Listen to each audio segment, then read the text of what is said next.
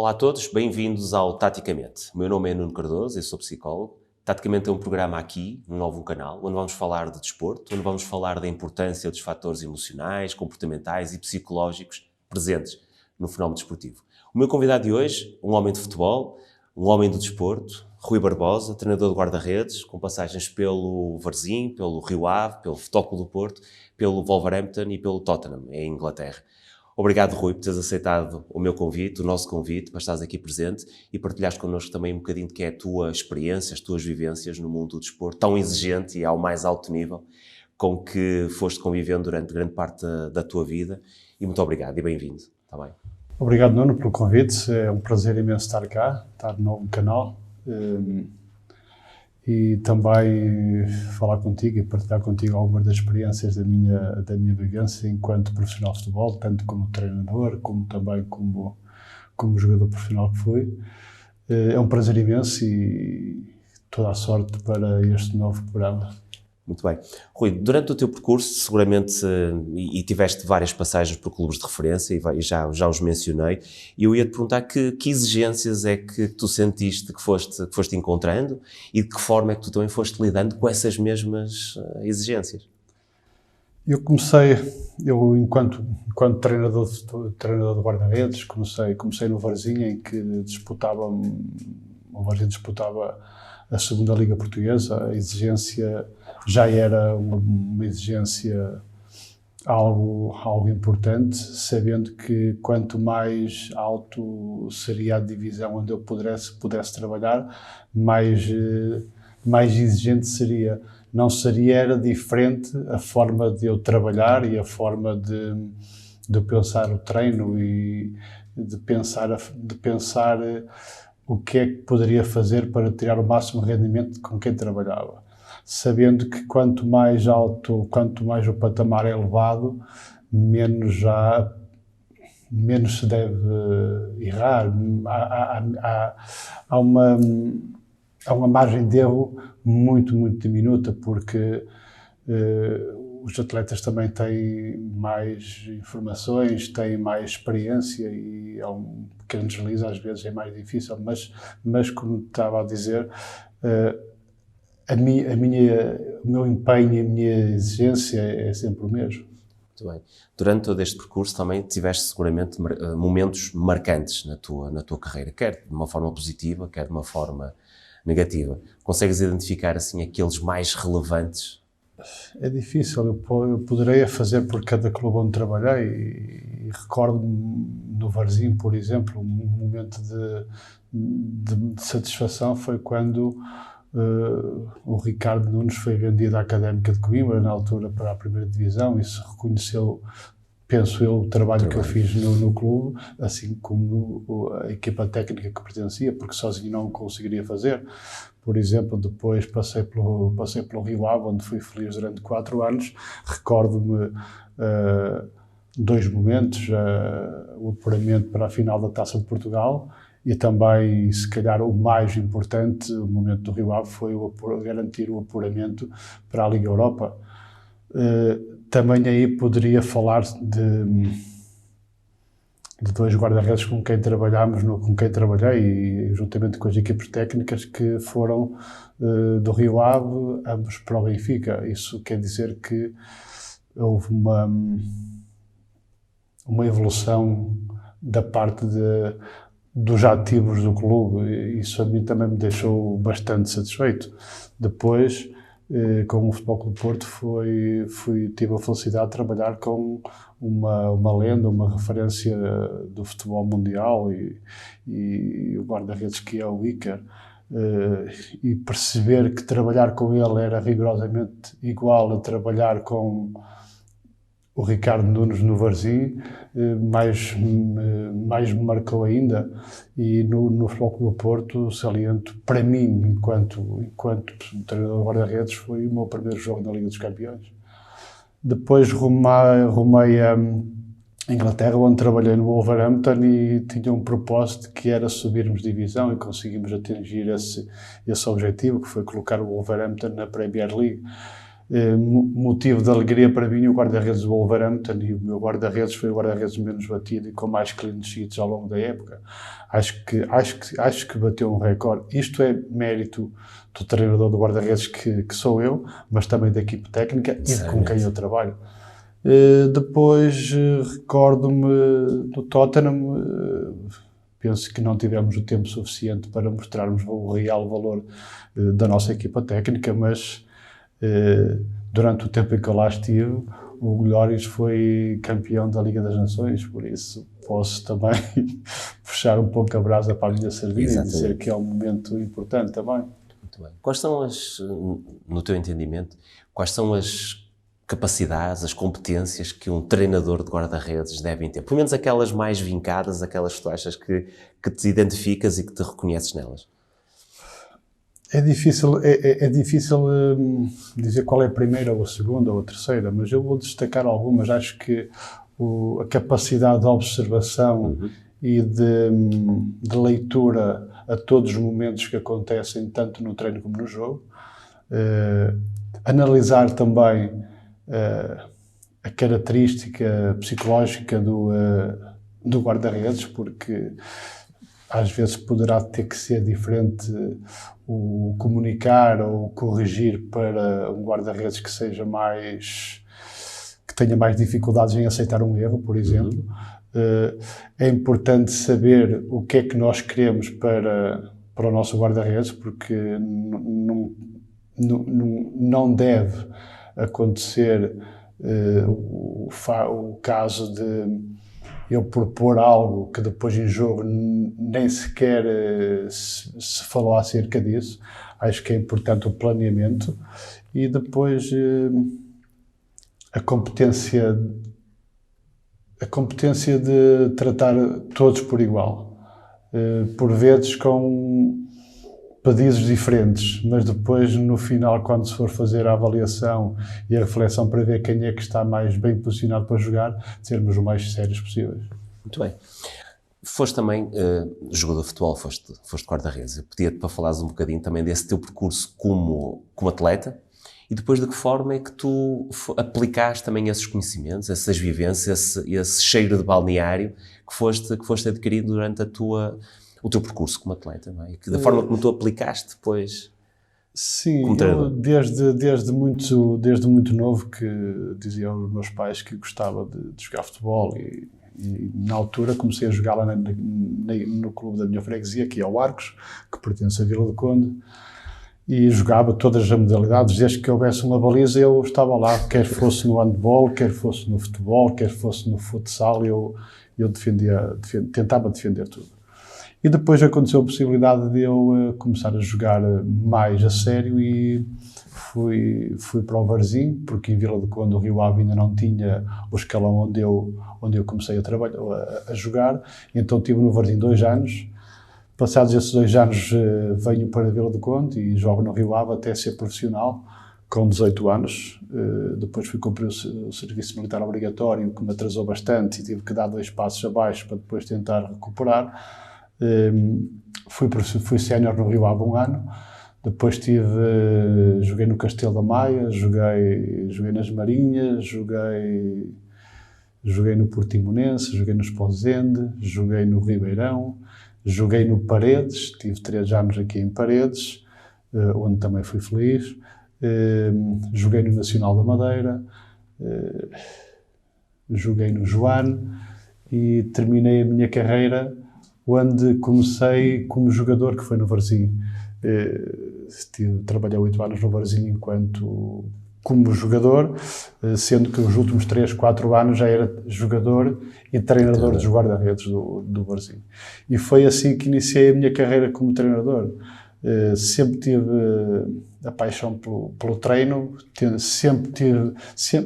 desde cedo achei que eu, enquanto guarda-redes, enquanto jogador, não tinha havia um preparador físico, havia um treinador adjunto, mas não havia ninguém que tivesse preparado para treinar os guarda-redes, a não ser uns remates no final do treino. E desde muito cedo comecei a perceber o que é que era melhor, o que é que poderia ajudar. Um dia mais tarde, se eu fosse treinador. E então, já na parte final da minha carreira, fui encontrando alguns treinadores de guarda-redes em que ia tomando algumas notas e ia tentando perceber o porquê deles pedirem aquilo, e depois também perceber uma coisa que foi: eu estava de um lado e passei para o lado oposto, e depois então fui tentando perceber o que é que quem está do lado oposto vê, porque eu, enquanto guarda-redes, só tinha a percepção do jogo visto dos meus olhos. Enquanto quando eu passei para treinador de guarda-redes, eu vi o jogo como vê os avançados, os extremos, os médios, quem tenta marcar um golo. E então fui criando uma ideia, fui criando uma metodologia do que eu acho que é o guarda-redes, enquanto o posso preparar para ter o melhor desempenho. E posso dar alguns exemplos. Por exemplo, a baliza acaba em 350 e tal, 360 bolas. Isto é, eu, se estiver posicionado num certo sítio, só consigo cobrir X bolas, mas se eu tiver um passo à frente, já consigo cobrir mais bolas, porque as diagonais permitem que eu consiga cobrir mais espaços. Nunca ninguém me explicou essa situação. Foi só depois de eu passar para a frente é que fui percebendo estas coisas, e que se nós atacarmos a bola, estamos a encurtar o espaço e automaticamente estamos a cobrir mais bolas que cabem lá naquele espaço. E a condicionar quem está do lado lá. Exatamente. E acho que foi assim que eu fui construindo esta ideia, e até hoje as coisas têm corrido bem. Muito bem. Trabalhaste com muitos guarda-redes, já referiste a alguns, no caso do Ederson, o Oblak, o Iker Casillas, mentalidades e personalidades muito fortes, seguramente, em termos de currículo, em termos de experiência, em termos de vivências. Tu sentes que esses guarda-redes, pela excelência que têm, que se preparam também psicologicamente, mentalmente, para as exigências de jogar ao mais alto nível, onde tu esta ocasião de trabalhar com eles? Eu penso que sim, e até porque, se nós repararmos, o Nuno falou de dois guarda-redes que são... Esqueci-me do Rui Patrício, sim, não é? Mas são dois guarda-redes estrangeiros e que abandonaram o país deles para virem para outro país para terem a possibilidade de serem profissionais e para serem felizes. Já aqui existe um fator de motivação, que é: eu, se abandono o meu país e vou para outro, eu tenho que ter um bom desempenho, tenho que fazer tudo para ser melhor, porque senão não abandonava o meu país. E, por exemplo, hoje em dia fala-se que nós temos poucos guarda-redes, e é uma realidade, e que os guarda-redes aparecem muito tarde. Se calhar estes dois exemplos que o Nuno deu, se calhar ajudam a explicar isto, que é: o Oblak abandonou a Eslovénia com 16 anos, salvo erro, 17 anos, o Ederson pai com 15. Isto quer dizer o quê? Eles amadureceram muito mais cedo, claro, do que os nossos guarda-redes, que têm um percurso normal na sua terra ou no seu país, porque uma coisa é eu deslocar-me para um país diferente, outra coisa é eu deslocar-me de cidade ou de distrito, não é? E então acontece o quê? Acontece que eu acho que a justificação dos nossos guarda-redes, e o Diogo está a aparecer agora com 22 anos, salvo erro, aparece um pouco mais tarde, porque não tem essa obrigatoriedade de serem mais fortes. E o caso do Oblak e do Ederson explicam isso. Eram dois guarda-redes que trabalhei com eles, um com 18 e outro com 19 anos, em que já tinham a maturidade de um guarda-redes de 27, 30 anos. E isto faz com que consigam atingir os objetivos um pouco mais cedo. Tem muito a ver também com os estímulos que foram tendo e que foram obrigados também a sobreviver, em muitos casos também. Exatamente. Sentes também que os treinadores, e no teu caso também, e por teres convivido com altas exigências em termos de performance, achas que também é necessário a preparação mental, psicológica, se quiseres, para enfrentar os desafios, as pressões, os contextos diferenciados, que são a comunicação social, que são os estados cheios, aquilo que se vai dizer no dia a seguir? Sem dúvida nenhuma, sem dúvida nenhuma. E acho que o caminho é esse, e está-se a dar passos bem grandes. No Futebol Clube do Porto há alguém que trabalha essa parte. Em Wolverhampton tínhamos, no Tottenham também existe lá pessoas, porque cada vez mais é importante nós prepararmos o jogador para para o sucesso e para o não sucesso, porque muitas das vezes só se prepara para o sucesso. Não. E acontece que se nós prepararmos só para o sucesso, quando acontece insucesso, nós não sabemos lidar. E o contrário aplica-se também. Porque quando eu só penso, só tenho coisas más, e depois aconteceu uma coisa muito boa no meu jogo e na minha carreira, eu não sei como é que é lidar com ela. E cada vez mais existem pessoas, e acho que é muito importante isso existir, porque eu muitas vezes digo isso. Os profissionais de futebol têm que decidir as coisas em milésimos de segundo. Têm que correr muito rápido, têm que fazer um voo para desviar uma bola que poderia ser golo, e aquilo é tudo numa fração de segundo. E depois têm que ter discernimento mental para saber que a seguir existe outra coisa, ou então para depois terem que saber falarem com a comunicação social e não exprimir por vezes tudo o que sentem, porque nos momentos de euforia a gente extravasa e fala um pouco mais, e nos momentos de tristeza a gente não fala sequer e arranja sempre que a culpa é do outro, e nós temos que, e os jogadores cada vez mais estão a optar por isso. E saber lidar com essas dinâmicas. Quais são aquelas características psicológicas que tu achas que um guarda-redes de excelência deve ter, ou que deve procurar, ou que deve treinar para ser um pouco melhor?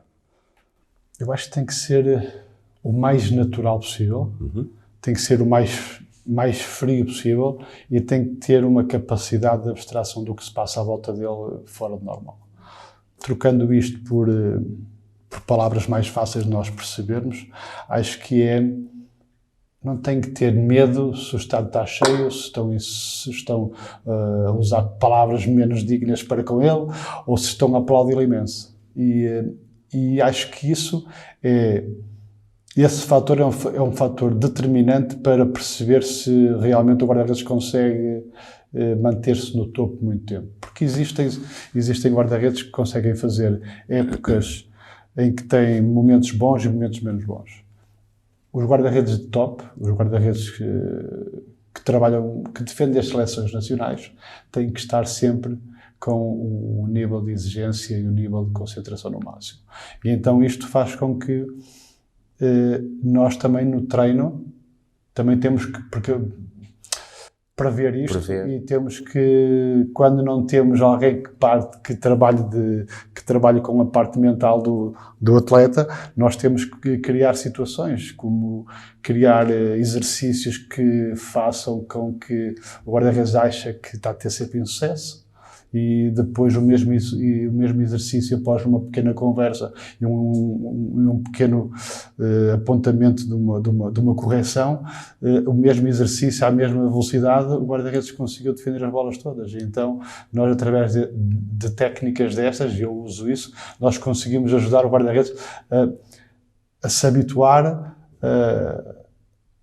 a saber lidar com e criar um ambiente o mais próximo possível daquilo que são as exigências da competição, quer em termos, obviamente, técnicos e táticos e outros, mas particularmente questões relacionadas com a parte da atenção, da concentração, da autoconfiança, da tomada de decisão, da capacidade de reação. Eu muitas vezes digo que se eu tiver um guarda-redes que é o mais rápido de todos, é o mais rápido a tomar decisões, é o mais rápido nos cruzamentos, é o que toma melhor decisões, e depois quando se chega ao campo e tem o estádio cheio e já não sabe tomar decisões, já não sabe, se calhar tudo o que ele tinha de bom ficou pelo caminho. Claro. Então por isso é que eu digo que é muito importante, e os guarda-redes de top conseguem-se definir por isso. Um exemplo flagrante é o Rui Patrício. O Rui Patrício pode cometer um erro que no segundo seguinte ele está completamente 100% focado na tarefa que tem que fazer.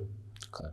Essa é uma das capacidades, ou uma das competências que estão associadas aos atletas de excelência, que é abstrair, de certo modo, daqueles pensamentos negativos, intrusivos que vão aparecendo, que vão chegando, e que muitas vezes a forma é precisamente essa, sob pena de se voltarem a repetir esses episódios, e muitas vezes acontece depois de um pequeno erro, ou de um deslize, ou de uma situação menos positiva. Se não consegue essa capacidade de se abstrair desses pensamentos, a probabilidade de se voltarem a repetir é maior. Não é? Sem dúvida nenhuma, até porque existe uma agravante que é, em caso de erro do guarda-redes, a equipa sofre um golo e ao sofrer um golo já está a perder o jogo, enquanto no extremo oposto, se houver um falhanço de um avançado, o jogo ainda continua conforme estava. Isto é muito importante. Claro. E essa pressão, porque isso depois traduz-se em pressão para o guarda-redes, que é uma posição muito específica, não é? Essa pressão também é preciso saber lidar com ela e ter mecanismos e é treinável essas competências. Rui, diz uma coisa, que grandes conselhos, se é que se pode dizer, que tu darias a um guarda-redes que se está a formar, que tem objetivos bem marcados na sua vida, que tem objetivos de resultado, objetivos de rendimento também no seu percurso, assim, conselhos importantes tu lhe darias? Daria alguns conselhos. O primeiro, se esse guarda-redes está num processo de formação, é porque alguém o está a orientar, para acreditar 100% na pessoa que o está a orientar, neste caso o treinador do guarda-redes que trabalha com ele.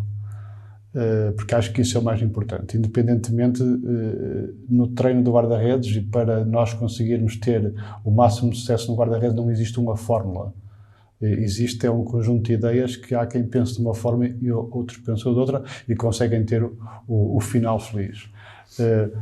Acho que é muito importante acreditar em tudo que lhe dizem, acho que é muito importante, se realmente correm atrás de um sonho de serem guarda-redes profissionais, têm que perceber que a parte social, a vida, a parte do dia-a-dia dos amigos vai estar muito, muito distante, porque a entrega que tem que ter para ter o máximo de rendimento não permite muitas asneiras.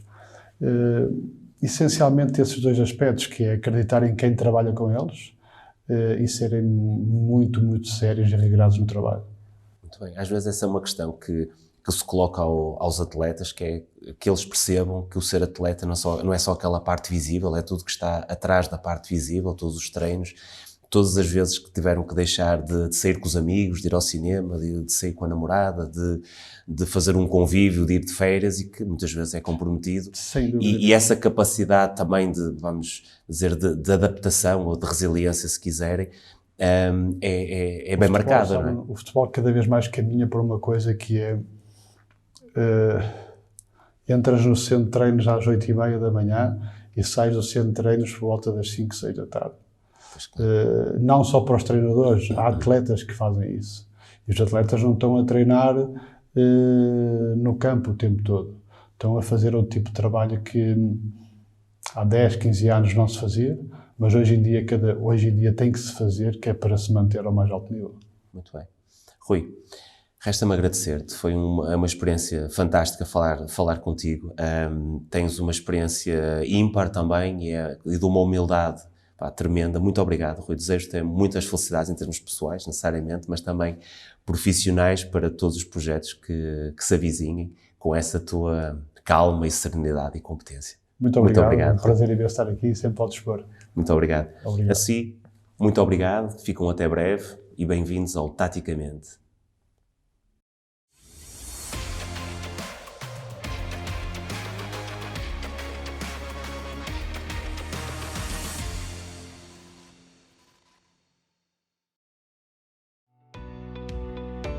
Novum Canal.